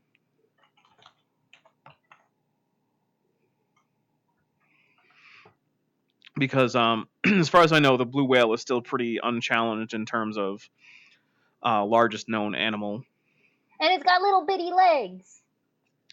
So if dinosaurs were self-aware and had to wear pants, would their leg movements still work correctly like in humans? Well, I would say that dinosaurs, we would just design pants that allowed our legs to move normally. Yeah, you would. You'd have to have more room in the crotch area. Probably. I mean, at the very least, the butt would need a ton of room and a hole in it. Well, so and the other thing is, it's going to vary based on what kind of dinosaur we're talking about. So, if you can put pants on a chicken, you can put pants on a dinosaur. Well, I mean, that is putting pants on a dinosaur. Exactly. Can you put pants on a chicken? Have you not seen pictures of chickens with pants? Hold on. Not. That I will Google. All right, get on it, Chesh. Chicken with pants on. Yes. Okay, I have a serious. You want a video? Semi-serious. Yes. Please do a video, but don't play too much of it because I don't want to get crazy strikes or anything. It's 44 seconds long. Okay, just play the whole thing. I You don't just care. link it. I'll get out of the way. All right, can you guys see it? Yep. I've got the sound muted. I don't know if you can hear it if I print, but it doesn't really matter. We probably can't hear it. Yep, that's a chicken with pants. Sax music. That's what this needs. But is the Also, leg movement restricted? It doesn't seem like it terribly. I mean, they're baggy pants. He looks funny as fuck, but he But moves I do want to know what kind of inhuman monster filmed this in portrait mode as opposed to landscape. Right. That's what we really should be talking about. Because that is just unacceptable. Yeah.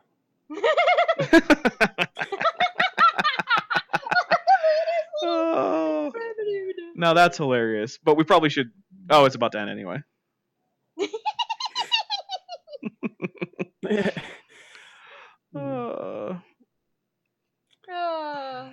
Very nice. All right, I have a question for you, Dapper. Oh, here we go. It's that has semi-serious. 1,315,429 views. I mean, are any of us surprised? Really? No. Exactly. I'd be disappointed otherwise. It needs more views. All right, Duke, what do you got? So you've like looked at evolution, how things evolve and how creatures change. No, I was there for most of it. Oh yeah, that's right. I mean, when I said you looked, I meant you really physically looked. Yeah, I watched it. Happening. So could you make a semi-accurate or even just a wild guess at what the maybe features that humans might evolve into having or losing? Like, for instance, are humans on the verge of like losing all their hair completely? So one of the problems with guess? the hair question is that it's hard to track hair across enough time to see if there's any kind of current trend, because basically until we get fairly realistic paintings or portraits, we don't really have any good evidence of what hair was like. Like, okay, what was hair like 200,000 years ago? Presumably pretty similar to what human hair is like now, but even if it weren't, how would we know? Potentially more coarse. Yeah, maybe. But then again, maybe not. Maybe a little bit thicker. Maybe. Depending on where you go, also. Right. So the hair question is a little tricky, but there are certain things like toe size is probably reducing. There's human toes other than the big toe get very little use in terms of actual balancing or walking help or anything like that. It's really the balls of your toes, the underside of the knuckles there, that do most of the work in walking. So it wouldn't surprise me too much to see continued digit reduction from digit 5 on the foot, starting, getting smallest and perhaps even being lost and then kind of spreading on to the other digits of the foot. Some people say the pinky is going away. I'm less convinced. The pinky gets a lot more use. Well, one interesting thing is that if human food production for significant segments of the population continues to significantly outstrip human calorie need for survival, and so we get things like the current obesity epidemic in like the West or the developed nations, you could actually see a reduction in digestive efficiency because you would be eating high calorie food, but you'd be eating too much of it. But a decrease in digestive efficiency would offset that to get you back onto a more healthy calorie intake. So that's one interesting thing that could happen if that continues. Of course, if it doesn't continue, which is also extremely possible, then that would just, forget that. That is unlikely. Or another thing you could see is an increase in metabolism rate to offset the increased calorie intake. Oh, hey, the real non sequitur is here. Oh, yeah. Hi, totally, definitely, Kyle.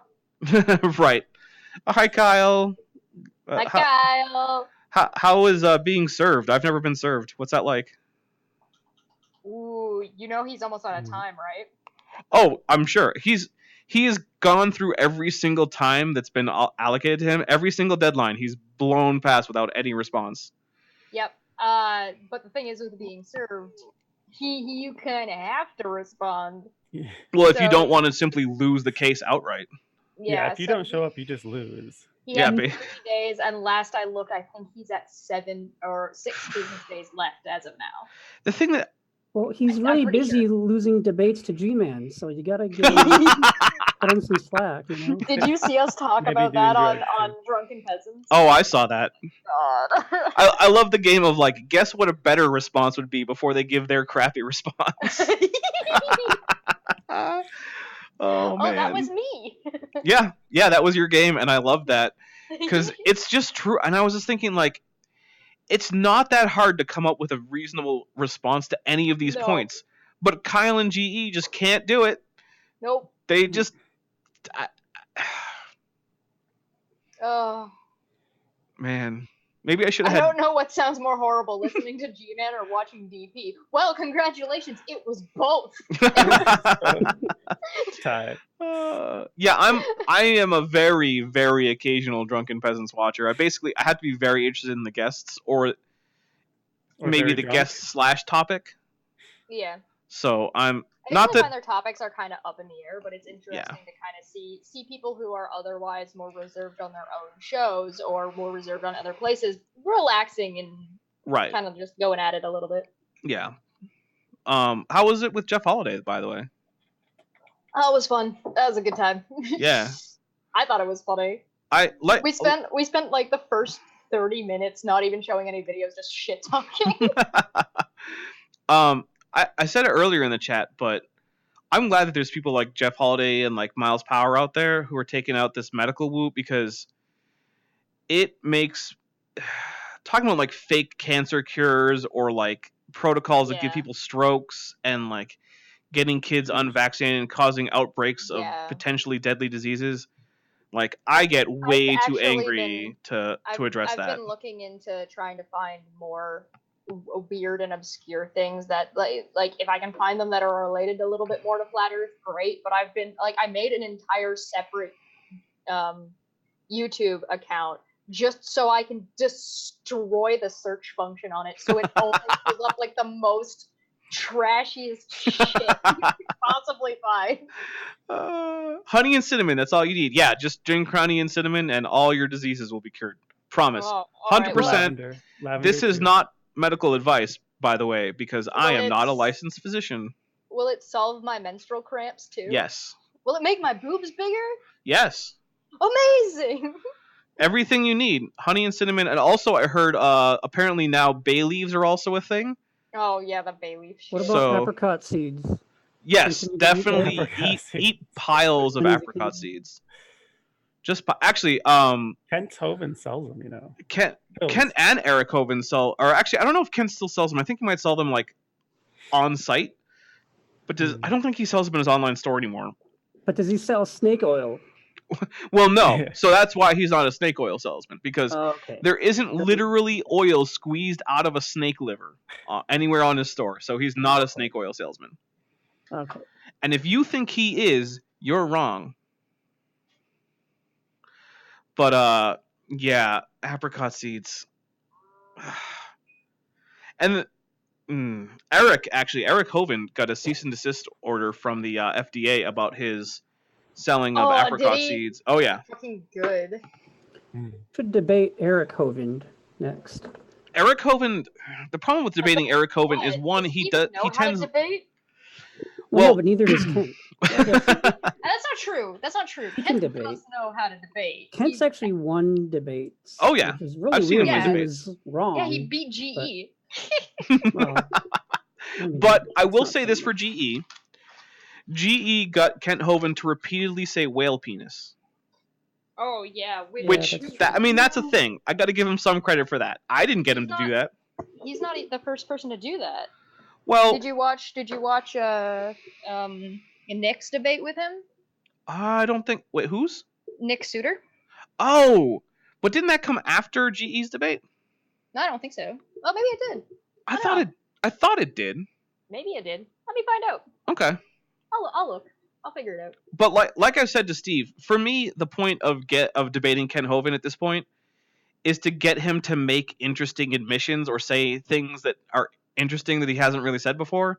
So, like, for me, it was getting Kent Hovind to admit that he doesn't know what a dinosaur is. That was pretty funny. That was the best. Like he's oh my heard god, that Kent Hovind official YouTube channel says Dr. Hovind destroys the godless engineer in debate about Noah's flood. Title. And it's not entirely inaccurate. It's not. That's pretty sad. I feel like GE should switch over to doing like ukulele tutorials. You're right. Because I would watch that. I'm not good at that either. It's fun though. Okay, but it could be fun with someone who actually knows how to play the ukulele. All right, but at least he's better at that than he is at debating creationists. Oh, come on. Have you seen somebody who actually knows how to play a ukulele? Okay, that's fair. And you're right. Nyx came after. Oh, okay. Well, because I wasn't sure, but I felt like I watched them as like relatively recently as they came out. But I mean, yeah, there was a 2-month gap. So GE was about 3 months ago, and Nyx was about a month ago. Okay. Well, I'm not giving exact dates because I didn't actually look close enough at the right. dates they were actually released. Doesn't really matter. But yeah, I still. Oh, actually, there's a guy. I'm gonna have his after show on the 25th on this channel, who's gonna be debating Kent Hovind. I can look up his name real quick. 1 second, because I mean I can't remember anything. Eric Vierthaler. I'm not positive. It's very Germanic looking, so there's that. But yeah, so I'm gonna have his after show on this channel on the 25th, I believe. So not too long from now, and he has promised to bring up the fact that Kent Hovind admitted to not knowing how to recognize a dinosaur as such. So we get to see Kent responding to that shit. Yeah. I have this problem. I can't watch Kent Hovind debates live. I have to watch them after the fact because I cannot handle watching Kent talk at normal speed. I have to make him at least like 1.75 faster. Yeah, I can't. Well, I'll tell you what. You do still owe me a Kent Hovind hate watch, so I'll make sure to speed it up.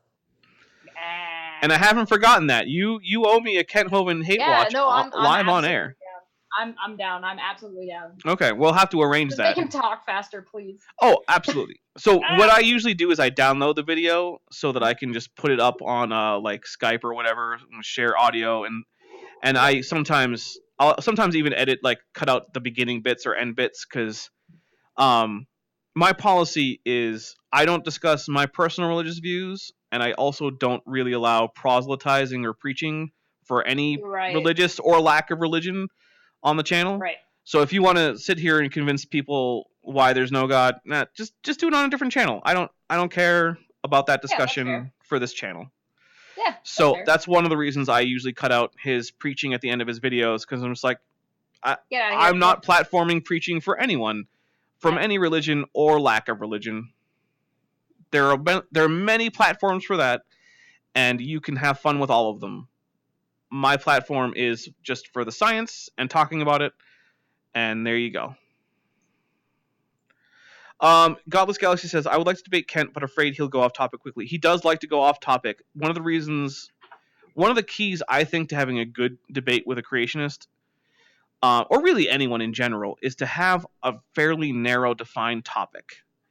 If your debate is like creation or evolution, well, that could go anywhere. Yeah, there's something that's actually one of Kent's tactics. It is that he'll try and drive the conversation to where he wants it to be, and he's good at it.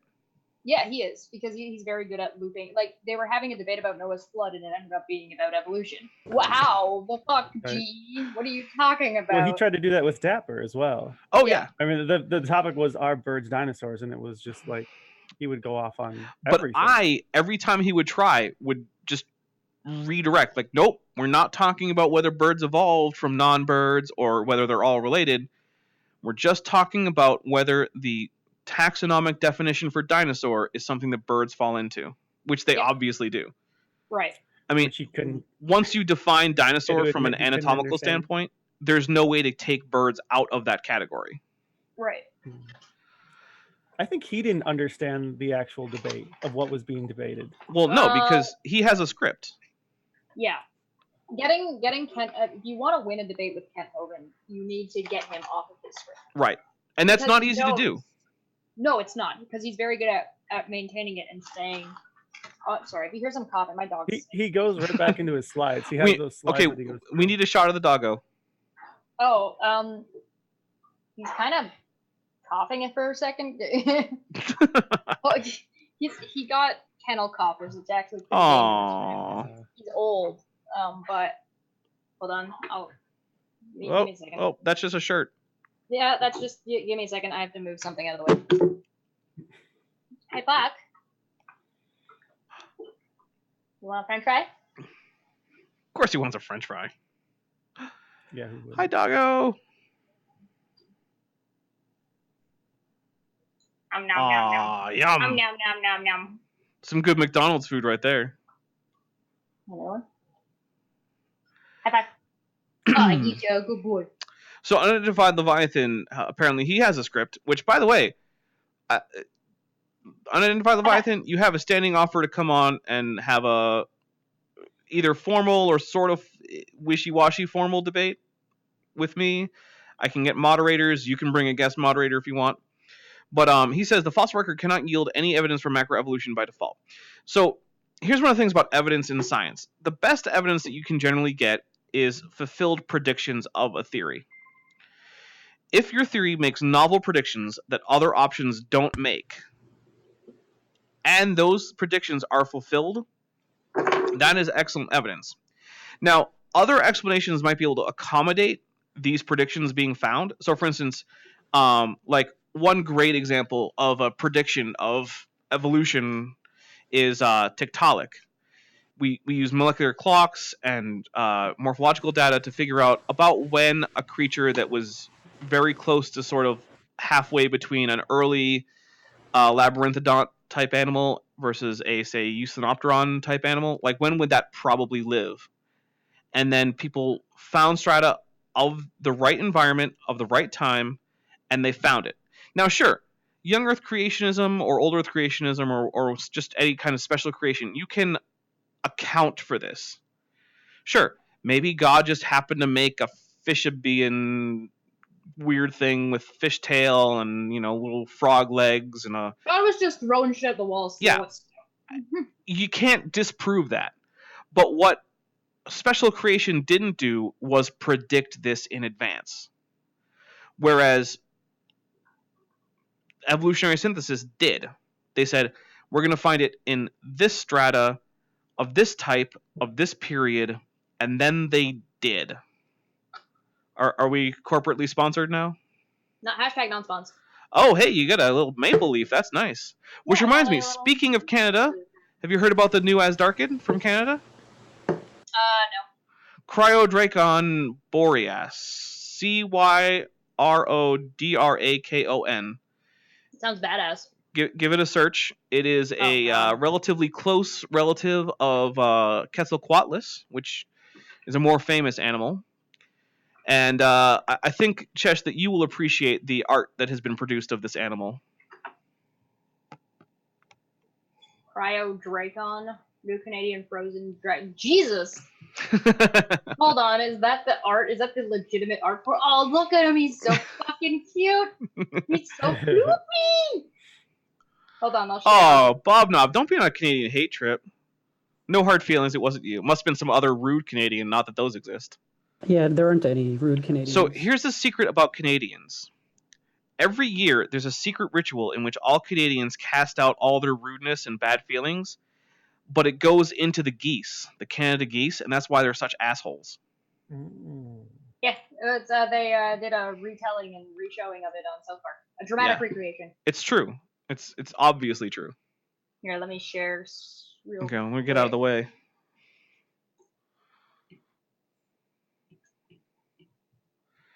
Oh yeah, look at that. Derpy head. Well, that's a pretty typical Asdarkid head, really. Where's the top hat? Actually, there's one picture that was produced of a top-down view of one flying. Yeah, I've got that one. I've got more than one pulled up. Okay, cool. That one. Yeah, so wow. I have mixed feelings about this. One of the things is I prefer paleo art to be as plausible as possible, and obviously this is just a Canadian flag painted onto a pterosaur. And but it's badass. It is badass, and I can appreciate that it's a Canadian animal, and it definitely sells you on this as a Canadian animal. I mean, it's probably drinking Molson all the time, and eating bathes in maple syrup. Yeah, it bathes in maple syrup. It goes to Tim Hortons every weekday. All the Canadian things, right? But I'm pretty sure it wasn't a flying Canadian flag in life. Sorry. Probably not. I like this one. That one is that one's more plausible. It almost bat-like. Yeah, it's like kind of like a bat with a fucking big ass giraffe neck, and kind of looks like it's got polar bear fur. Well, I think the whole white fur is supposed to be the whole it's living in a snowy environment, because even though the Cretaceous was significantly warmer than it is now. What is this little butt hand? You might have to move that window or something. I don't think I can see it. Maybe I can move it. Hold on a second. The wings have hands on them. I think that's. Well, they've got little hands on their wings, but they've got this little butt hand. I think it's just supposed to be a tail. I think it is probably just a tail. So as Darkids would have had relatively small tails, but they would be there. Yeah, so there's a tail coming down. It's like Jim Henson made a Muppet bat. Yeah, kind of. So the thing so there's two things that kind of look like a tail, right? The thing that's going more sharply down is actually the tail, and the thing that's kind of coming up to the right is actually the far wing. Oh, you mean this thing? Yeah, that's the wing. Yeah, that's the wing. Yeah, and that's a tail. This looks like a little butt hand. Yeah, it's just a tail. It's like an elephant tail. Yeah, it is like an elephant tail. I'm not sure what's going on with it, if its wrist is broken or. So the thing about pterosaurs is that the wing is primarily, so if you go back to the top down view, could you, Chesh? Yeah. So the wing, as you start out, so you get a humerus, and then you get a radius and ulna, but then you get a ridiculously enlarged fourth metacarpal, right? And then the rest of the wing is just fourth metacarpal bones the whole way down. So it's the ring finger, just ridiculously enlarged, and they don't have a pinky finger. But in order to help keep that flow going, right, the other fingers splay out to the side. And in order to walk, pterosaurs walked on all fours, but they had to fold the wing finger back behind them so it wouldn't get in the way. And that pulls all the fingers into a rear-facing arrangement. Like that? Yeah, so they're very strange. Almost like they're walking on their knuckles then? They basically are. Yeah, they're walking on like the opposite side of the knuckles that you would see in like a gorilla or something. So like let me stop sharing for a second. So like if your hands are padded like this, and a lot of the times they'll walk like this, and gorillas kind of walk like this, they're actually doing this and walking on the tops of their hands, so they can put this finger back because they don't have this finger. Right, so this finger is the wing, which is flying way the hell out, and they're walking on this part of the hand. Well, they're actually walking on the underside of it though, like the palm side, because the fingers they pull back, and they tend to face posteriorly as opposed to anteriorly, which is the more normal position. So pterosaurs are very strange animals, and one of the things that you'll notice is if you zoom out a little bit, the head is longer than the torso. Yeah, it's got a big ass head. Yeah, so pterosaurs have absurdly small torsos. Quetzalcoatlus' torso is about the same size as a human torso, despite the fact that the animal is about as big as a giraffe overall. This animal here was as big as a giraffe? No, Quetzalcoatlus is a related animal that's in the same family. I'll pull up Quetzalcoatl. Okay. Mm-hmm. Actually, my Dungeons and Dragons group every once in a while fights a Quetzalcoatlus. Hell yeah. Mm-hmm. That's actually kind of mean because quattles are wonderful. Lots of good creatures. So, unless they're in a gang. The first time they encountered one, it flew down and started scavenging a kill they had made of some animal that attacked them. The rogue decided that it was a dragon for some reason, and decided to slay the dragon for reasons of fame. Oh, yeah. I mean, if there's a dragon, you gotta slay it. Right. Well, then it nearly killed him and flew away. Yeah. And so that was their introduction, and then apparently, I guess now he hates them or something? I mean... I would hate somebody who tried to kill me. Well, probably. I mean, would you hate them if they tried to kill you after you had stabbed them in the back for some reason? Probably. Yeah? Okay. I don't know why I stabbed them, but to be fair, keeping in mind that Quaddles in the D&D universe, well, at least in 5th edition lore. Well, no, I'm not talking about Coatl. This is actually the pterosaur Quetzalcoatlus that they fought. The flappy dinosaur, almost a dinosaur. Well, not a dinosaur exactly, because pterosaurs aren't dinosaurs, but. How the fuck am I supposed to? Oh, unidentified. I'm sorry, unidentified Leviathan. I'm getting worse at watching chat. Can you actually just email me at what is it? the.dapper.dino.youtube@gmail.com. Email me that, and we can set something up if you want. Yeah, it's hard to set up stuff like that during a live stream. Yeah, sorry. There's a lot going on. I'm doing all of the searching for things. Right. Well, that's because Bent is too lazy. He's too busy being sad about band practice being canceled. There you go. Oh, I'm not sad about it. I'm happy about it. It's a lot less driving I have to do tonight. Fair enough. It's easier to be irresponsible when someone else cancels band practice. Like, yeah, Illuminati Dawn. Oh yeah, that's a nice. I like that one. What was that one? I like that. Yep. Oh, that's one of the 2 Quetzalcoatlus mounts at the Houston Museum of Natural Science or Natural History. I don't remember which one. Scroll, motherfucker. I actually got to see both of those not that long ago. It was it's a very nice museum. If you're ever in Houston, check out their Natural History Museum. It's excellent. They have like 3 Tyrannosauruses, 2 Quetzalcoatluses. They have a really nice life-size life reconstruction of Anomalocaris. They have a full ontogeny sequence for a particular species of trilobite. I mean, they've got a mounted Dicynodont, a mounted what's it? I mean, a Phytosaur, anything you want. There's a fair chance they have it there. Just check it out if you're ever in the area. Illuminati Dawn says, I've seen an article about how non-avian dinosaurs didn't make it through the extinction because their incubation periods lasted much longer than avian dinosaurs. Wonder what you think of that. I think it was probably a factor, but there's also the question of we don't have good embryological data for most dinosaurs. And it seems like it might be one of those things that varied significantly, even within relatively closely related groups.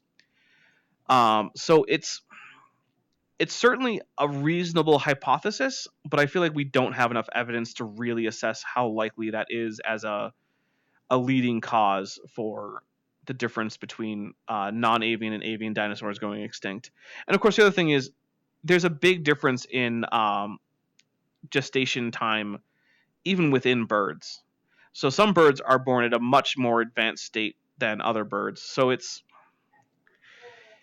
one of those things where like it's plausible, but it's very hard to find evidence to support or disconfirm the hypothesis. Oh, and Maya has just dubbed Chesh the Google Queen because she is not.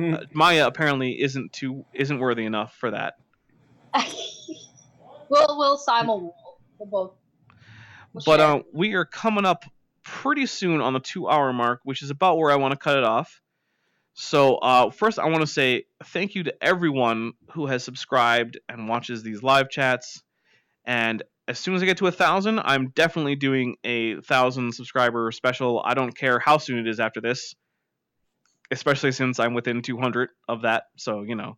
Hell yeah. Yeah, woo. So yeah, share this. Unidentified Leviathan, it was nice to have you. Seriously, email me and we can set something up. What does he want to talk about? Oh, he wants to have a debate. Unidentified Leviathan is my prominent creationist viewer who always has interesting questions, is always polite, and I really appreciate him coming along because even though he and I disagree, he's extremely nice about it. Yeah. So I would really like to have him on. I think that would be a fun discussion, especially since. Do you have a since. topic yet, or are you guys still discussing that? I mean, we'd have to still be discussing it. So Yeah. Let's see what else we got. Have a good night. Okay, so yeah, I really appreciate everyone coming along. And if you feel like the lack of super chats is a problem, well, get me a few more subscribers, more subs. That'll happen. Are you gonna try to get Atheist versus Logic back for a debate? I would like to have him on. So here's my thing with atheism versus logic, or Jeremy, which is his real name. That's on his channel, and that's public information. He seems like a personable guy, and that's one of the things that I like to have on, because I don't want to have a screaming match. It doesn't go anywhere. It doesn't help anyone. No one learns from it. It's just kind of, it's not my style. I don't think that's anyone's style. So hopefully, that 1,000 subscriber special will come soon. I noticed that someone recently just subscribed to me. I don't know why it took her so long. I didn't notice that I wasn't subscribed. I just stuck that in there at the beginning. Just like, I got the notification for that. I feel attacked. No, it's all right. But yeah, I really appreciate everyone stopping by. If you have questions that aren't getting answered, leave them in the comments. I will try to answer as many as I can. If I can't answer, I'll just admit I don't even know how to look that up. And Dark Knight Apologetics, your name is also Jeremy. Well, hey, that's a good name. Neat. Yeah, there you go. What a coincidence. But let's see. I'm Unidentified Leviathan. I'm either gonna win or you're gonna demolish me. I don't lose often, but good luck. I must go watch or wait. I'm assuming that's watch. The Hobbit. They corrected themselves. Oh yeah, okay, there it is. Hey, good luck to you too. We'll have to hammer it down a pretty good topic and get some moderators set up and a date and everything. But yeah. So I'm gonna see if I can figure out how to stop streaming without leaving VR, which will be a little tricky. So good luck. Catch you guys next time. Yep. Have fun, and remember the 25th is the after show for the Kent Hovind debate that's coming up. So tune in for that. That'll probably be the next video that happens, because I don't think I'll have time to finish a scripted video before then. So, night everybody. Bye. Good night. Bye everyone.